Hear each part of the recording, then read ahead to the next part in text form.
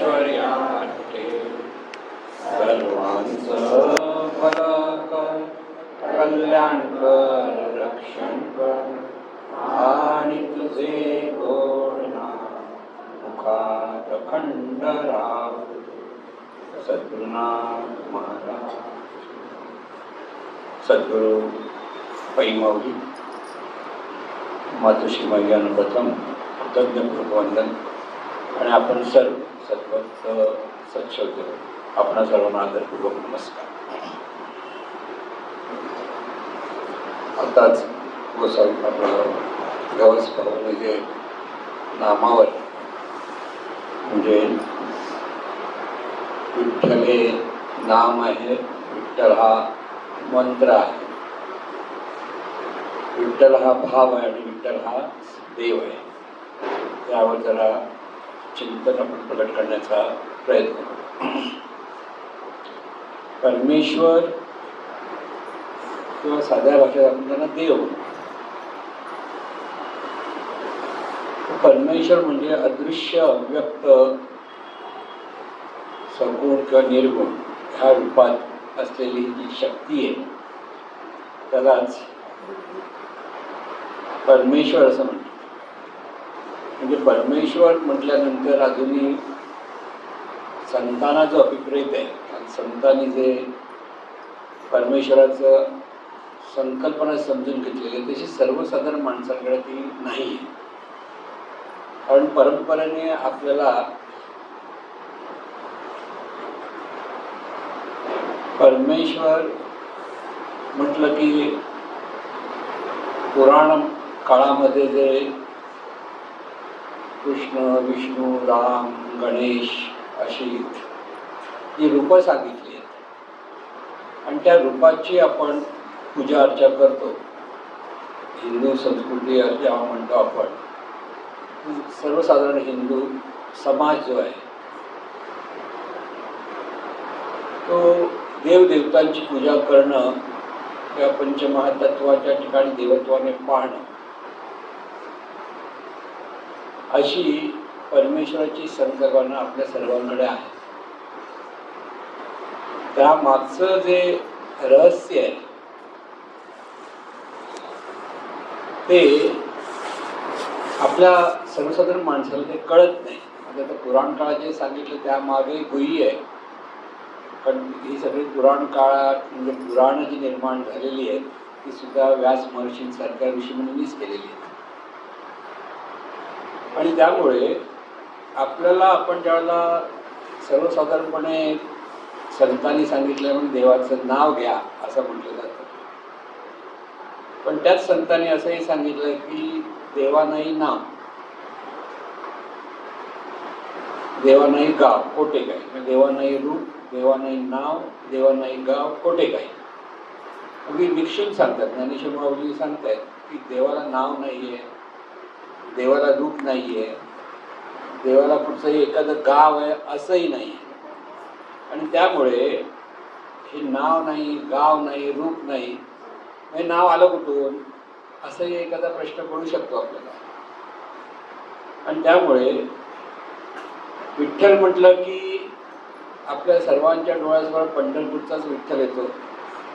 वारकरी समाजामध्ये तर त्या पंढरपूरच्या विठ्ठलाला परब्रह्म म्हटलं आहे, संतांनी तिथे म्हटलेलं आहे काही अभंगामध्ये. आणि त्यामुळे विठ्ठल हे नाम आलं कुठून हा असा प्रश्न पडतो. तर परमेश्वर हा अदृश्य अव्यक्त आहे, सगुण आहे, अनंत आहे. हे सगळे शब्दाने वर्णन केलं तर ते कळत नाही. आणि म्हणून एका अक्षराने किंवा एका शब्दाने ती ओळख धरण्यासाठी संतांनी देवाला नाव दिलं. म्हणजे माणूस नाव देण्यात पटाईत आहे असं महाराजांनी म्हणतात. दुसऱ्या नावं ठेवण्यात आपण पटाईत असतो, काय काय नावं ठेवत असतो ना समोरच्याला. आणि शेवटी देवालाही नाव ठेवायला विसरलं नाही, देवालाही नाव ठेवलं. नुसतं प्रेमान नुसतं विठोबा म्हणतात असं नाही. अरे विठ्या विठ्या विठ्या अरे मायेच्या कार्ट्या, असं करून विठोबाला, म्हणजे आता विठोबा म्हणजे कोणत्या विठोबाला, त्या तुकारामाची पत्नी होत्या त्या बोलवत्या देवजाणी, पण विठ्ठल विठ्ठल असं हे जे नाव आहे हे देवाचं नाव आहे का? तर देवाला ठेवलेलं नाव संतांनी देवाला ठेवलं. संतांनी हा शोध लावला. संत एकांती बैसले, सर्व सिद्धांत शोधले, असं जे सांगितलंय ते सगळे त्यांनी विचार केला आणि त्याच्यातून देवाला नाव दिलं. संतांनी म्हणा, ऋषीमुनींनी पण, पूर्वीच्या काळात वेदकालीन ऋषींकडे पण ते नाव, पण वेदकालीन ऋषीमुनींना परमेश्वर म्हणजे अनंत ब्रह्म, अनंत स्वरूप ब्रह्म, अनंत सच्चिदानंद स्वरूप ब्रह्म हेच ज्ञात होतं. पण सर्वसाधारण माणसाला ते कळत नव्हतं. हा मोठा प्रॉब्लेम होता आणि त्यामुळे त्याच्यावर उत्तर म्हणून पुराण काळामध्ये देवदेवतांचं पुराण निर्माण झालं. आणि ही जी पुराण आहे त्यातून प्रत्येक देवदेवतेचं महत्त्व, त्यासाठी कसं आपण स्मरण करायचं हे सगळं वर्णन, की त्याचं महात्म्य हे सगळं सांगितलं गेलं. संतांनी ते नाम घेतलं आणि नामातून हे सगळं काही जीवन आपण कसं जगायचं ते सांगितलं. आणि म्हणून देवाचं नाव म्हणजे राम म्हणाल, कृष्ण म्हणा, विठ्ठल म्हणा, गुरुदत्त म्हणा, रामकृष्ण हरी म्हणा, ही सगळी नावं जो तो आपापल्या आवडीने नावातून देवाचं स्मरण करण्यासाठी नाम घ्या असंच. म्हणजे ते नाम म्हटल्यानंतर विठ्ठल हे नाम आहे. विठ्ठल हे नाम म्हणजे देवाचं स्मरण करण्यासाठी काहीतरी मुखामध्ये असलं पाहिजे. आपल्याला नाव घेतल्याशिवाय ओळख धरता येत नाही. आपली जी मानवी मन आहे ते आपण एकमेकाला जी नावं दिली कशासाठी दिली? सोयीसाठी दिली आहेत. की एखादं नाव घेतलं त्याला हाक मारता येते, त्याच्याकडे बोलता येतं, ओळख करता येते. तशी देवाची ओळख धरण्यासाठी नाम आलं. म्हणजे संतांना विठ्ठल हे नाम आहे. नाम म्हणजे ती सोय आहे. आता ही नाम ही सोय आहे हे सगळं बरोबर आहे, पण नाम घेतल्यानंतर देवाची ओळख झाली पाहिजे हे परत सर्वसाधारण माणसाला कळत नाही. अडचण आहे, कारण प्रत्यक्ष बोटाने ते दाखवता येत नाही देव असा आहे म्हणून. त्यासाठी अगदी मुळापासून कसं दिव्यत्व हे निर्माण झालंय, की कसं विश्व निर्माण झालंय हे सगळं समजून घ्यावं लागतं. आणि म्हणून विठ्ठल विठ्ठल म्हणता म्हणता, आता म्हणता म्हणता गोडी लागते. लक्षात घ्या, सुरुवातीला सद्गुरूंनी सुद्धा आपल्याला विठ्ठल हे नाम दिलं. प्रत्येकाला अनुग्रह देतात 20 मिनिटं किंवा नंतर 10 मिनिटावर आले, पण विठ्ठल हे नाम घ्या म्हणायचे. आणि त्यावेळेला आपल्यासाठी विठ्ठल हे नुसतं नावच होतं. विठ्ठल कळत नव्हता. कळत नव्हता म्हणजे काय होतं? तुझं शब्द विठ्ठल विठ्ठल विठ्ठल म्हणायचं, मग कंटाळा पडतं. किती विठ्ठल म्हणायचं असं म्हणायचं. काही डोळ्यासमोर यायचं नाही, काही दिसायचं नाही. आणि काही दिसायचं नाही म्हटल्यानंतर विठ्ठल हा नुसतं उच्चार व्हायचा म्हणून त्याला म्हणायचं जप. आता काही सद्गुरूंवर श्रद्धा असल्यामुळे, आग्रह धरत असल्यामुळे तो विठ्ठलाचा जप अधिक अधिक अधिक करणारी पण बरीच मंडळी होती. असं नाही त्याच्यावर करायच्या, अगदी निश्चयाने बसून करणं असंही प्रकार. तुकाराम महाराजांची तर अशीच गोष्ट झाली की शेंडीच ते झाडाला बांधून ठेवायची आणि नुसतं अट्टाहासाने माझ्या विठोबाचे नाम अट्टाहासे उच्चार हा त्यांनी जो बोध, म्हणजे त्यावेळेला त्यांचं एक एक वाक्य, त्यांचे ते प्रयत्न होते. त्यांनाही कुठं कळत होतं समजा विठ्ठल, मूर्ती विठ्ठल ही कळत होती, पण तरी पण त्यांना विठ्ठल हे नाम मुखात येण्यासाठी काय करावं म्हणून ते की बोलता झोप आली की डुलकी आली की मान अशी हल्ली की शेंडीला दोरी बांधल्यामुळे, रशी बांधल्यामुळे झटका यायचा आणि त्याच्यातून झोप उडायची. तुम्ही प्रयत्न करून बघा. कारण इतका निश्चय की इतके प्रयत्न करणारे फार थोडे लोक, इतकं कोण मुद्दाम करणारे एका दुसराच असायचा. आणि त्यामुळे विठ्ठल हे नाम होतं, पण त्याची जशी जशी गोडी लागत जाते आणि त्या नामातून देवाचं स्मरण व्हायला लागतं, तेव्हा ते नाम मंत्र व्हायला लागतं. लक्षात, मंत्र म्हणजे काय? तुम्ही एखादी 4-5 अक्षरांचा एकत्र आता बघायला तर पुढची मंत्र वेगळं ह्रीम क्लीम व्हीम असं पण मंत्र असायचे. बरेच त्याला काय काय अर्थ असायचे आपल्याला माहीत नाही. पण तिथे लक्ष केंद्रित झाल्यानंतर आपलं सगळं केंद्रित झालेलं लक्ष त्या ठिकाणी जितकं होत जातं तेव्हा तिकडे त्याचा परिणाम मिळायला लागतो. मंत्र म्हणजे काय असतं, अमुक एखादी मंत्र म्हटलं तर काय होतं, त्याचा परिणाम आपल्या जीवनात व्हायला लागतो आणि तेव्हा आपण म्हणतो मंत्राचा हा परिणाम आहे. मंत्र म्हणजे कसं, आज पूर्वीचे लोक मंत्र म्हटलं की काही चमत्कार करून दाखवायचे असं म्हटलं जायचं. आणि त्यामुळे विठ्ठल विठ्ठल नुसतं अट्टहासाने उच्चार करता करता जेव्हा विठ्ठल ह्या नामाच्या गोडीतून विठ्ठल म्हणजे देव हा बोध व्हायला लागला, म्हणजे देवाचंच म्हणतो, विठ्ठलच म्हणजे कोणाचं, देवाचंच म्हणतो. काही लोकांच्या डोळ्यासमोर मूर्ती येत असेल आणि त्यामुळे विठोबाचं वर्णन करणं हाही भाग होत होता, नाही असं नाही. पण तिथे देवाचं स्मरण होणं, देवत्वाचा भाव त्याच्यातून येतं. हे पहिलं स्मरण, स्मरणाशिवाय भाव येत नाही, लक्षात घ्या. म्हणजे भाव निर्माण होण्यासाठी पुन्हा पुन्हा विचार केले की विचारातून भाव निर्माण होतो. म्हणून विठ्ठल हे नुसतं नाम म्हणता म्हणता विठ्ठल हा विचार व्हायला लागला. विठ्ठल विचार म्हणता म्हणता आता सद्गुरू ज्या शिष्याला हे नाम देतात त्याला बीजनाम म्हणतात. बीजनाम म्हणजे का, सद्गुरू ज्ञान देऊन नाम देतात. म्हणजे सद्गुरू आपल्याला प्रबोधनातून ज्ञान देत होते, आपल्याला लक्षात येत नव्हती वेगळी गोष्ट. पण विठ्ठल म्हणजे काय, नाम म्हणजे काय, ह्याचा अर्थ, त्याचा बोध शिष्याला सद्गुरू देत असतात, म्हणजे ज्ञान देत असतात. त्या ज्ञानातून नाम घ्या हा त्याचा अर्थ असतो. नुसतं नाम घेऊन उपयोग नाही. उपयोग नाही म्हणजे जसा परिणाम पाहिजे तसा मिळत नाही. पण जेव्हा देवत्वाच्या देवच आहे ह्या बोधातून एखादा साधक विठ्ठल विठ्ठल विठ्ठल विठ्ठल करत राहिला तर त्याच्याकडे जी गोडी निर्माण होते, त्याचं लक्ष सगळं संपूर्ण लक्ष मनाचं केंद्रित व्हायला लागतं. तेव्हा ती मनाची शक्ती जागृत व्हायला लागते आणि त्या जागृतीमध्ये म्हणतो हा विठ्ठला मंत्र झाला.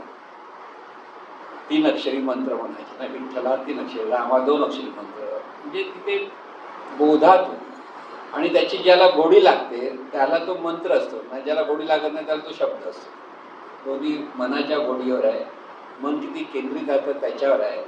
त्यामुळे विठ्ठल हा मंत्र झाला कधी त्यावेळेस ते गोडी लागते की सतत मुखामध्ये येता जाता विठ्ठल विठ्ठल म्हणत. म्हणून इथे तुकाराम महाराज नेहमीच ते सतत विठ्ठल म्हणा म्हणायचे. कसाही उच्चार पण म्हणत राहा. पण ते इतकं सोपं नाही आहे. सर्वसाधारण माणसं एका दुसरा त्यात अगदी खूप पारंगत होतो, करता करता करता खूप प्रयत्न केले की मन जसं जसं त्या विठ्ठल हा शब्दाशी किंवा अक्षराशी केंद्रित व्हायला लागतं त्या मनाची शक्ती वाढते. आणि मनाची शक्ती वाढली की आपण म्हणतो त्याला विठ्ठला मंत्र झाला. मन शांत होतं. म्हणजे एकाग्रताची एक मनाची सवय तिथे प्रगट व्हायला लागते. त्या नामातून कधी कधी मनाची शक्ती वाढल्यामुळे मनासारख्या सगळ्या गोष्टी घडायला लागतात.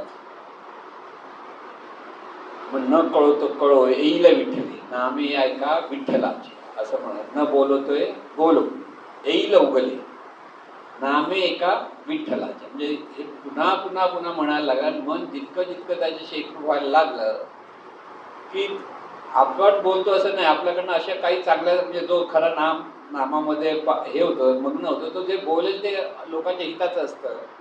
तो स्वतः बोलला असं त्याला कळलं नाही, कसं आलं माहीत नाही, कसं ऐकू आलं माहीत नाही, कसं अर्थ कळला माहीत नाही, असं जे म्हणतो आपण. तर ते विठ्ठलाचं किंवा कोणतंही नाम, विठ्ठलच म्हणत नाही मी, कोणतंही नाम जेव्हा बराच काळ एखादा साधक घ्यायला लागतो तेव्हा तो जप असलेला विठ्ठल जप असलेला विठ्ठल हा मंत्र होतो. मग राम म्हणा की विठ्ठल म्हणा, कृष्ण म्हणा, कोणतंही म्हणा, तिथे अक्षरावर नाही आहे, मन कुठे केंद्रित होतं त्याच्यावर सगळं अवलंबून असतं, लक्षात घ्यायचं. आता हा विचार आणि त्याची जी गोडी, त्याच्यातून विठ्ठलाशी तो भाव निर्माण होतो. विठ्ठलाशी भाव म्हणजे विठ्ठलाशी जो विठ्ठल नाम घेणारा जो साधक आहे त्याचा संबंध देवाशी तो जोडायला लागतो. आता इथे देवाशी संबंध जोडताना पुन्हा दोन गोष्टी लक्षात ठेवायच्या. देवाशी संबंध जोडताना एक सगुण रूपाशी संबंध जोडला जातो, किंवा सद्गुरूंनी जर ते निर्गुण निराकार किंवा सगुण निराकार स्वरूप कसं आहे हे समजावून सांगितल्यानंतर त्या स्वरूपाशी संबंध जोडला जातो. आणि हा जो संबंध जोडला जातो तेव्हा तो भाव होतो. म्हणजे आपल्याबरोबर विठ्ठल आहे, मी जातो जेथे जातो तेथे तू माझा सांगाती, सतत तो हृदयामध्ये आहे, जिथे पाहीन तिथे तो आहे. ही जी मनाची एक अवस्था तयार होते, तर ते तो भाव तयार झालेला असतो. विठ्ठल म्हटलं की त्या ठिकाणी त्या भावामध्ये संत मग्न व्हायचे. मग ते किती तास म्हणतात, किती बोलतायत, कसं बोलतात, अखंड नामस्मरण असं जे म्हटलं जातं, तर तो भाव एकदा निर्माण झाला ना की त्यात गोडी असते. पण तो भाव म्हणजे प्रेमभाव असतो, कृतज्ञतेचा भाव असतो, देवत्वाचा भाव असतो. म्हणजे संबंध जो जोडला जातो देवाशी त्या नामातून, की त्या नामातून हे सगळं व्हायला लागतं. आणि म्हणून नुसतं नाम घ्या असं जे संत सांगताचा अर्थ तो गुह्य तिथे आहे, पण नुसतं नाम सर्वसाधारण माणसाला जमत नाही. हाही दुसरा एक वस्तुस्थिती आपल्याला लक्षात घ्यावी लागते. आणि म्हणून जिथे सद्गुरू आणि शिष्य संबंध असतो तिथे सद्गुरू परमेश्वराचं नाम म्हणजे काय हे समजावून सांगतात. तू नाम घेताना तुझ्या मनामध्ये काय विचार असला पाहिजे, की ते स्वरूप कसं आहे हा विचार असला पाहिजे. आता दोन गोष्टी आहेत इथे. आपले कोणते सद्गुरू गोंदवलेचे महाराज, तिथे त्यांच्याकडे नाम जपाचं महत्त्व खूप दिलं जायचं. त्यांचे शिष्य बेलसरे, त्यांनी तर ते नाम म्हणजे त्यांच्याकडे गेला साधक की काय करायचं, 5,000 वेळा नाम दिलं, त्याशिवाय बोलायचं नाही. म्हणजे नामाची गोडी लावण्याचं काम त्यांनी केलं. गोंदवलेकर महाराजांकडे ते नामच घ्यायला सांगायचे. म्हणजे नामात मी भेटणार असं ते म्हणायचे. आणि त्यामुळे त्यांचे जितके शिष्य आहेत ते नामावर जास्त जोर असायचा. आता हे नाम घेता घेता बऱ्याच शिष्यांना ते राम जय राम श्रीराम जय जय राम असं जो नाम घ्यायचे, ते नाम घेताना रामाचं दर्शन घ्यायचे की सद्गुरूचं दर्शन घ्यायचे. तर ते करता करताना सद्गुरूचं दर्शन व्हायचं. म्हणजे त्यांच्या मनामध्ये सद्गुरू, कारण त्यांच्यासमोर सगुण रूप सद्गुरू दिसायचे गोंदवलेकर महाराज. म्हणून अनेक शिष्य जर बघितले त्यांच्या घरामध्ये जर गेला, गोंदवलेकर महाराजांचा मोठा फोटो असतो. प्रत्येक गोष्ट ते गोंदवलेकर महाराजांना जसं ते सगुण रूपात आहेत, म्हणजे जेवायचं याच्या वेळेला अगोदर त्यांना हे देणार, प्रसाद देणार, किंवा जायचं निघायचं त्यांना सांगून निघणार, येता जाता. म्हणजे इतकंच त्यांचं. आता त्यांना देव परमेश्वराबद्दल जास्त खूप माहिती आहे का असं नाही म्हणता येणार, पण त्यांना इतकी गोडी लागलेली असते. आणि त्यांनी सद्गुरूशी संबंध हा नामातून जोडलेला असतो. राम आणि सद्गुरू त्यांना वेगळे दिसत नाही त्यावेळेला, कळलं ना. आणि त्यामुळे तो भाव जेव्हा भावातून, भावस्मरण म्हणतात त्याला खरं, नामस्मरणाचं रूपांतर जेव्हा भावस्मरणात होतं तेव्हा खरी नामस्मरणाला गोडी येते, रंग चढतो. आणि रंग चढतो म्हणजे असा रंग चढतो की आपण घेतो आणि ते घेतो त्याच्यामध्ये जमीन अस्मानाचा फरक असतो. जर ते आणखीन लक्षात आहे, इस्कॉनचे जेवढे शिष्य आहेत, इस्कॉनचा जो संप्रदाय आहे, ते नाम घेतात, नाचतात. तुम्ही नाचा बघा नाम घेऊन, हे लोक बघतात, कोण जमणार नाही असं होतं ना.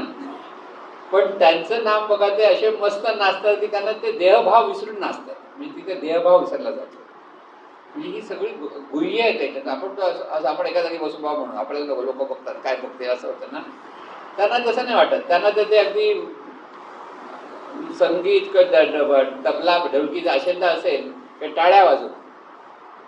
जर 8-10 तरुण, मी पहिलं एकदा वरळीच्या चौपाटीवर 8-10 जण एक ढोलकी होती, तरुण म्हणतात, धोतर शेंडी लावलेली, अशी शेंडी बिंडी सगळं, म्हणजे आपले नॉर्मल कपडे पडणार, तुम्हाला सांग ना असं धोतर बितर घालून नाच आम्ही येणारच काय म्हणतात. पण त्यांचं कसं होतं की तिथे तो संप्रदाय, म्हणजे त्याच्यातून त्यांना चांगले परिणाम म्हणतात. म्हणजे भावातून कसं म्हणायचं ते मी सांगतो. तसं म्हटलं पाहिजे, न म्हटलं पाहिजे, त्याची त्याची मर्जी. पण तिथे ज्यावेळेला ते इतके मग्न होऊन नाचत नाचत जेव्हा नामस्मरण करतात तेव्हा तास, 2 तास, 3 तास गेलेलं काहीच कळत नाही. गाण्याचा जो हा प्रकार आहे का, तालामध्ये, सुरामध्ये जेव्हा तुम्ही नाम घेता म्हणून नाम संकीर्तनामध्ये पण आपल्याला आनंद होतो. त्याचा अर्थ तो की ताला सुरामध्ये आपण जितके मग्न होत जातो की तिथे त्या भावामध्ये इतके नाम किती वेळ घेतलं काय घेतलं याचा पत्ताच लागत नाही, पण आपल्याला आनंद होतो. त्यामुळे भावातून किंवा भावस्मरण हा जो प्रकार साधकाकडे निर्माण होतो त्यावेळेला खरी त्याला नामाचा त्याचा रंग चढतो आणि त्या रंगामध्ये तो रंगून गेलेला असतो. हे जे रंगून गेलेला असतो तो विठ्ठलाशी म्हणजे देवाची संबंधित ते त्याच्याकडे ज्ञान प्रकट व्हायला लागतं. विठ्ठल म्हणजे देव हा कुठे आहे? सर्वत्र आहे. हा पहिला भाग आहे. तो सर्वत्र आणखी कुठे आहे? तो सर्वत्र तोच आपल्या देहात आहे. म्हणून देह ही पंढरी असं जे सांगितलं, आत्मा हा विठ्ठल असं जे सांगितलं जातं ते त्यांचा तो भाव येतो त्याच्यातून. म्हणून तिथे देहामध्ये जशी व्हायब्रेशन्स निर्माणाला होतात सतत नामस्मरणातून, त्यामुळे ती व्हायब्रेशन सगळं त्याच्यातून देही पंढरी दुमदुमतो देह म्हणजे त्या भावामध्ये एकदा गेलं. म्हणून म्हटलं ना, कधी कधी आपण जे बाह्य जगाशी संबंध सोडायचा असेल तर भावस्मरणात गेलं पाहिजे. बाह्य जगाशी जो संबंध म्हणजे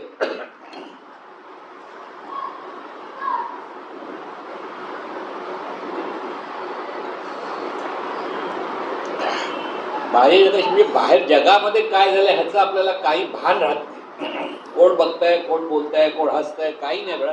आपण त्या नामामध्ये मग्न झालेलो. आता जो हा फोटो आहे तो बघा, संत गोरा गोपाळ नामामध्ये एवढा मग्न झालं की मूल पायाखाली आलं तेही कळलं नाही. म्हणजे ती एकदम एका टोकाची गोष्ट झाली की त्याचं मूल पायाखाली आलं तर हे करता करता अजिबात त्याला माहिती पण नाही पडलं मूल आपल्या पायावर, पण नंतर पण ते परत जिवंत झालं वगैरे ती सगळी गोष्ट सांगितली जाते. आपण तेवढं त्याच्यात पडायचं नाही, पण भावस्मरणाचा जो आनंद आहे तो तिथे आपल्याला साधकाला आपल्याला म्हणजे जो साधक त्या भावस्मरणातून घेतो ना त्याला ते कळतं. म्हणून भाव येईपर्यंत नाम हे खऱ्या अर्थाने नाम होत नसतं. तिथे भावस्मरणामध्ये पोहोचेपर्यंत, म्हणून इथे आपल्याला सद्गुरू ज्या तो अर्थ सांगत असतात ना तो अर्थ आपल्याला व्यवस्थित कळला पाहिजे. परमेश्वर म्हणजे नेमकं काय, मग म्हटलं परमेश्वर हा कळल्याशिवाय तिथे खऱ्या अर्थाने भाव येत नाही.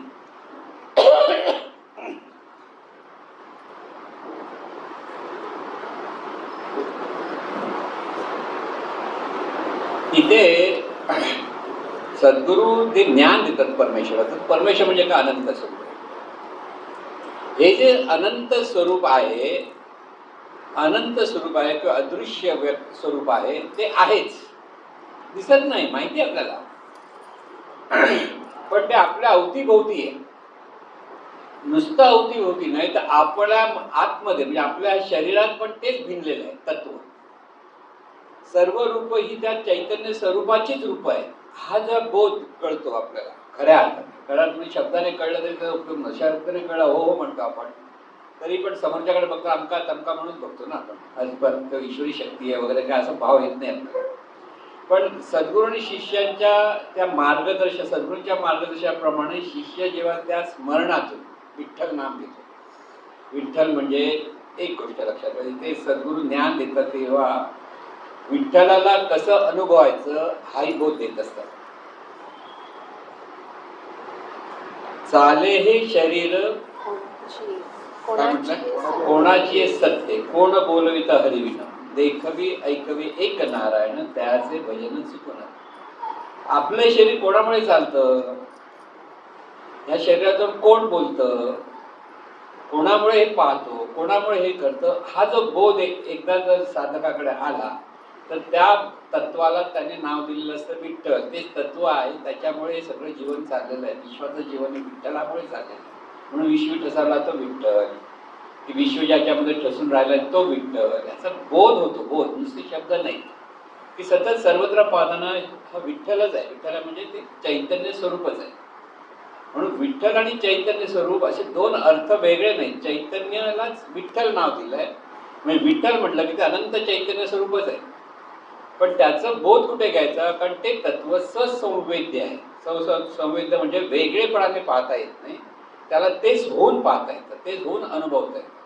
म्हणून तेच आपल्या ठिकाणी तो विठ्ठल आहे. या शरीरात आपल्या ठिकाणी म्हणजे शरीर या ठिकाणी विठ्ठल तोच बोलतोय. तोच पाहतोय, तोच ऐकतोय. ह्या भावामध्ये जेव्हा साधक विठ्ठल नाम घेतो आणि रममाण होतो, त्यावेळेला तो त्या तत्वाशी एकरूप होऊन जातो. त्या तत्वाशी एकरूप होतो म्हणजे इथे सतत त्याच्या ठिकाणी अखंड ते स्मरण राहतं आणि प्रत्येक कृती तो विठ्ठलाच्या स्मरणात करायला लागतो. म्हणजे विठ्ठलाच्या म्हणजे ते ईश्वरी शक्तीचं कार्य म्हणून त्याच्याकडनं जेव्हा व्हायला लागतं तेव्हा ते विठ्ठल हा देव आहे. विठ्ठल हा देव म्हणजे विठ्ठल नाम घेणारा देव होतो. म्हणजे विठ्ठल ह्या शब्दातून कसा एक एक साधकाच्या मनामध्ये फरक पडतो ते समजत. नामाने जो नाम घेतो त्याच्या जाणीवेमध्ये फरक पडतो.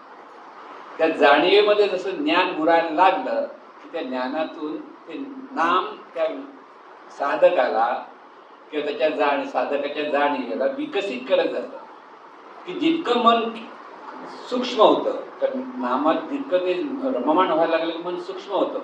बाह्य जगाचं त्याला काहीच पडलेलं नसतं. आपल्या अगदी त्या स्मरणामध्येच मग्न असतो. आणि ही जी अवस्था जेव्हा साधकाला यायला लागते त्यावेळेला खरं म्हणजे तो मंत्र, तोच भाव होतो आणि तोच देव होत जातो. म्हणजे सगळं काही होतं ते तिथे होतं. म्हणजे ती परिसीमा आहे. म्हणजे प्रगती जितकी होत जाईल. आणि त्यामुळे सद्गुरू पूर्वी नामस्मरणाला खूप महत्त्व द्यायचे. त्यावेळेला नामसंप्रदाय मंडळ नाव ठेवलं. पण नामसंप्रदाय मंडळामध्ये नामस्मरण करणारे मिळत नव्हते म्हणून त्यांनी जीवन मिशन करून टाकलं असं म्हणायला हरकत नाही. का? कारण नाम घेता येत नव्हतं लोकांना, कळत नव्हतं. त्यांनी बऱ्याच गोष्टी प्रवचनातून सांगितल्या होत्या. अगदी दाजी भाटवडेकर मोठे आपले हे होते, नट होते, ॲक्टर होते. ते आले होते एकदा. देव दाखवाल का मला? हो दाखवतो म्हणाले. काय करतं? 20 मिनिटं नामस्मरण कसं वाढायचं? मग करतो ना 20 मिनिटं काय सहज होतं. गेले तर आलेच नाहीत परत. एकदा हिंदुजाला गेलेले असताना तिथे बाजूला तिथे आले होते ते. तर हा मला हो इथे येते आले आले नाही हो जमत, माफ करा मला 20 मिनिटं नाही जमत. निघून गेलो. म्हणजे अगदी सुशिक्षित होते, चांगले शिकलेले होते, सज्जन होते. म्हणजे असं नव्हतं की उगीच काहीतरी हे करत होते. पण नाम घेणं सोपं नाही. ज्याच्याकडे पुण्याई आहे त्याला नाम घेतात. हा एक बोध आहे की देवाचं स्मरण हे पुण्याई आपल्याकडे असल्याशिवाय आपल्या मुखामध्ये नाम येत नाही. त्यामुळे अनेक लोकांना तुम्ही म्हणता प्रार्थना म्हणा, प्रार्थना येणार नाही. का? तेवढी पुण्याई त्याच्याकडे नसते म्हणून येत नाही असं त्याचा अर्थ असतो. कळलं? तसंच नाम सुद्धा पुण्याईशिवाय येत नाही असं म्हटलं जातं. कारण पूर्वीच्या संतांनी जे आत्मसात केलेलं आहे त्यांच्याकडे पुण्याई तेवढी होती म्हणून लक्षात. आपल्याकडे पुण्याई तेवढी नसली तर ते नाम येत नाही. पण लहानपणापासून जर ते चांगले संस्कार मुलांना व्हायला लागले आणि तिथे नामस्मरणाचा लहानपणापासून जर अभ्यास दिला गेला तर त्यांच्याकडे ते नामस्मरणामध्ये प्रगती अधिक होऊ शकते. म्हणून खरं म्हणजे आपल्या घराघरामध्ये नामस्मरण सगळ्यांनी मिळून एकत्र काही वेळ केलं पाहिजे. घराघरामध्ये एकत्र बसून प्रार्थना म्हटली पाहिजे. पूर्वी कसं व्हायचं, संध्याकाळ झाली 7 वाजली की लोक मुलं बिलं सगळी घरी असायची. 7 नंतर बाहेर कोण जात नसायचं. त्याला सांज काळ म्हणतात. सायंकाळ म्हणजे सांज काळ. आणि ती जी अवस्था असते तिथे मन थोडंसं शांत होतं, धावपळ थांबलेली असते. आणि तिथे मग अगदी हातपाय धुवून देवाकडे दिवा लावणं, अगरबत्ती लावणं, मग ते सगळे देवा प्रार्थना म्हणणं आणि त्या प्रार्थनेतून मग नामस्मरण करणं असं एक पद्धत आहे पूर्वीचा काळ. त्यामुळे ते संस्कार त्याच्यातून मन शांत राहणं, स्थिर राहणं आणि चांगल्या संगतीकडे वळणं असा तो प्रकार व्हायचा. हळूहळू हे सगळं बदलत गेलं. मराठी भाषाच बोलायला मुलांना जमत नाही असे झाले ना. इंग्लिश शाळेत जातात, तिथे जातात, तर मराठी भाषा कळत नाही.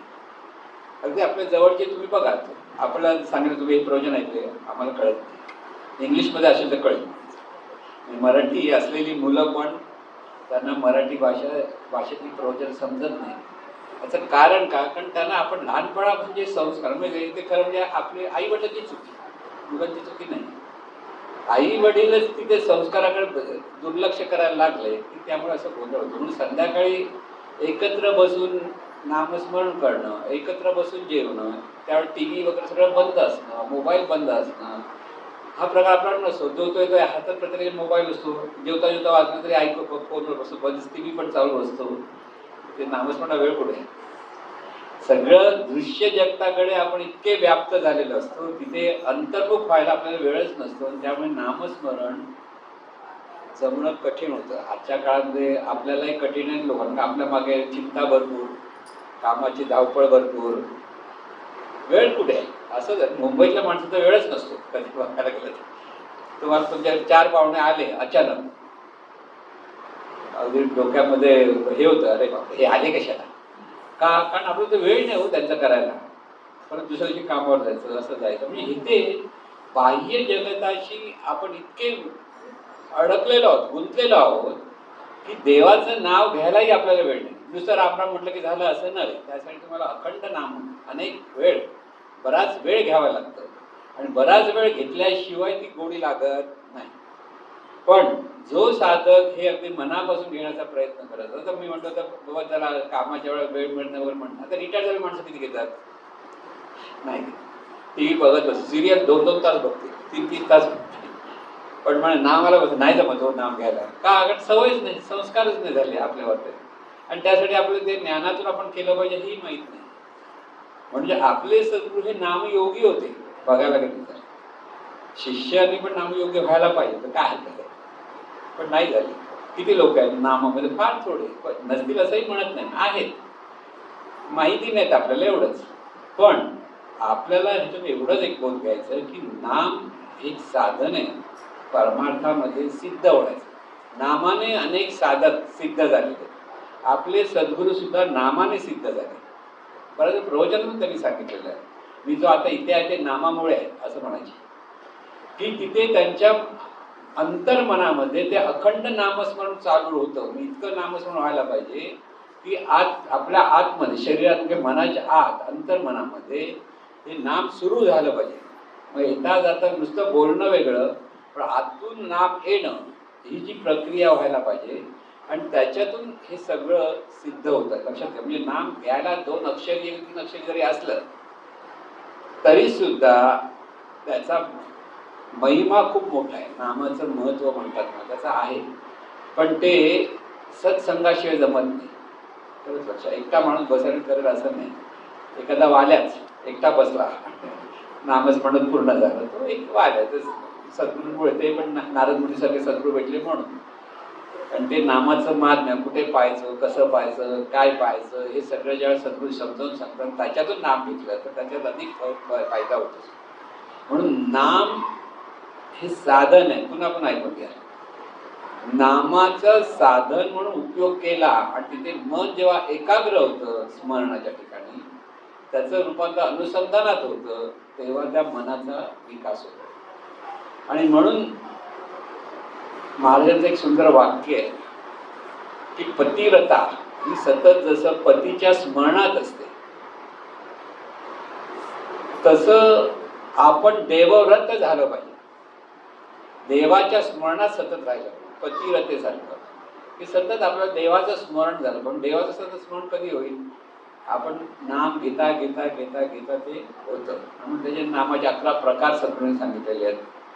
मुखाने बोलताना कानाने ऐका, किंवा मोठ्याने बोला, किंवा सतत हृदयात पर ईश्वर आहे ह्या भावात म्हणा. म्हणजे अनेक प्रकार. आणि शेवटी सगळ्यात म्हणजे सूक्ष्म असं नाम सांगितलं, म्हणजे जिथून नाम स्फुरतं ते स्फुरण जे आहे तोच विठ्ठल आहे. आणि त्या विठ्ठलाच्या स्मरणात ते नाम घेत राहा.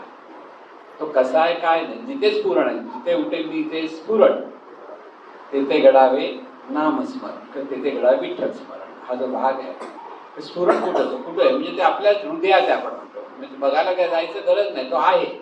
आणि त्याच्यातून विठाल विठाल विठाल विठाल म्हणत राहा. तिची व्हायब्रेशन जशी येतील त्याप्रमाणे होतं. आता इथेही एक मोठा भाग आहे. लोकांना बऱ्याच वेळा वाटतं की विठ्ठल नामच बरोबर, राम बरोबर नाही, कृष्ण, तसं काही नाही. स्मरण महत्वाचं आहे, बोध महत्वाचा आहे. त्याच्यातून आपण जे नाम घेतो, कोणताही शब्द, गंमत सांगू लक्षात. आमच्याकडे इराणवरून एक मुलगी आहे, हिची मैत्रीण होती, इराणी, फार वर्षापूर्वी. तिकडे एक काळ असा होता की राजेशाही होती आणि त्यामुळे पाश्चिमात्य संस्कृती खूप पाचशेमध्ये सगळे अमेरिकन स्टाईलमध्ये सगळे राहत होते. त्याच्या नंतरच्या काळात राजा पळून गेला, म्हणजे शहा होता तो गेला, त्याला पळवलं आणि खोमेनी जे आता म्हणतात ते खोमेनीचं राज्य, म्हणजे अगदी त्यांचं बायकांनी तोंड लपवा, बुरखा घाला, केस पण दिसता कामा नये, बाहेर कुठे कुठे कोणाशी बोलू नये, अशी सगळी बंधनं आली. त्याच्यातून बराच समाज नर्वस व्हायला लागला, फ्रस्ट्रेशन यायला लागलं, कारण ती सवय सगळी सगळ्यांनाच जमत नव्हतं, पण विरुद्ध जाता पण येत नव्हतं. त्यावेळेला आपल्याकडचे एक संत आहे, त्यांचं नाव संत म्हणायला गेलं, त्यांनी ते नामाचं महत्त्व तिथे, त्यांनी नाम काय सांगितलं, देवाचं नाम. कारण तिथे मुस्लिम धर्माचे लोक असल्यामुळे तिथे तिथे खरं म्हणजे प्रत्येक धर्मामध्ये नामस्मरण आहे. मुस्लिम धर्मामध्ये पण अल्लाह म्हणजे नामस्मरण, तर दुसऱ्या सर्व धर्मामध्ये नामस्मरण दिलंच जातं, कारण तो मार्गच आहे तसा. सुफी पंथामध्ये पण तसंच आहे. तर तिथे कोणतंही तुम्हाला आवडणारं अक्षर घ्या म्हणायची, कारण कसं होतं, फ्रस्ट्रेशनमध्ये कोणी सिगरेट पित होतं, दारू पित होतं, अशा गोष्टी बऱ्याच गोष्टी घडत होत्या. कारण त्याच्यातून त्याने वाचवण्यासाठी कोणतंही अक्षर तुम्हाला जे आवडेल ते नाव घ्यायचं, फक्त त्याच्या मागे रूप बीप काही समजून घ्यायचं नाही. म्हणजे बोध नाही काय घ्यायचं. जसं आता विठ्ठल म्हटलं तर आपण आकार घेतो डोळ्याचा, तिथे आकार विकार काहीच घ्यायचं नाही, फक्त म्हणत राहा म्हणत राहा म्हणत राहा. त्याच्यातून बऱ्याच लोकांची व्यस्त सुटायला लागली. कसं होतं, मन जेव्हा आपलं केंद्रित होतं एका ठिकाणी कुठेही, त्या मन तिथे प्रगल्भित व्हायला. जोपर्यंत मन बाहेरच्या गोष्टीमध्ये व्यापत असतं, त्यामुळे आपलं मन स्थूल आहे. स्थूल असल्यामुळे आपल्याला तेवढी विचार करण्याची कुवत नसते. पण ज्यावेळेला मन ज्यावेळेला हे होतं, मन केंद्रित होतं, मन केंद्रित म्हणजे त्याला आत्मकेंद्रित म्हणायला पाहिजे, की अंतरकेंद्रित होतं. आणि तिथे ज्यावेळेला ते बाह्य जगाशी पासून अलिप्त होतं, तेव्हा त्या मनाचा विकास वाढत जातो, मन विकसित होत जातं.